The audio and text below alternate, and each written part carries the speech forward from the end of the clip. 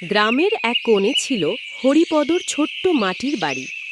ছেলে রবিন শহরে চাকরি পায়, আর তার বউ মিতাকে নিয়ে গ্রামে ফিরে আসে কিছুদিনের জন্য। হরিপদ খুশি হয়ে ওঠে। তিনি ছেলেকে অনেক দিন পর দেখে চোখের পানি ফেলেন। তুই তো বলেছিলি ঈদের সময় আসবি, এত আগে আসলি যে বাবা?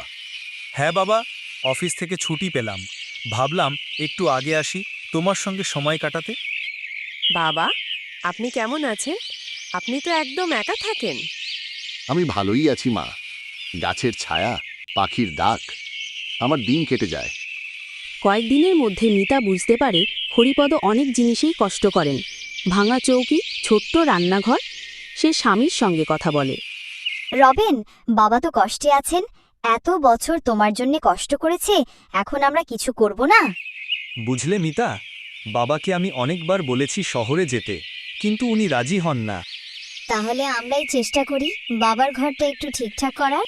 চেষ্টা করতে পারি, কিন্তু তুমি জানো তো এই মাসে খরচ একটু বেশি হয়েছে।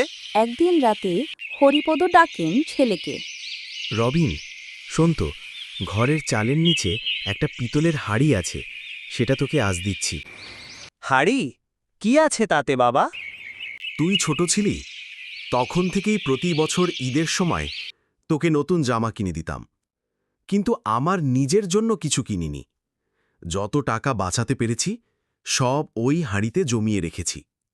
এখন তুই ওটা নিয়ে ঘরটা একটু মেরামত করে দে। রবিন হাঁড়িটা বের করে দেখে ভেতরে অনেক কয়েন, কিছু পুরনো নোট আর একটা চিরকুট।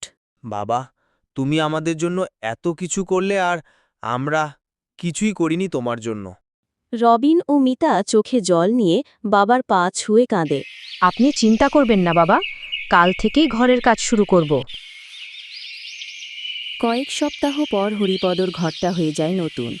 সামনে ফুলের গাছ, ভিতরে পাকা চাল, মজবুত খাট। হরিপদ চুপচাপ বসে থাকেন উঠোনে। পাখি ডাকছে, ছেলেমেয়েরা হাসছে। আমাদের চ্যানেল কি সাবস্ক্রাইব করে দিও?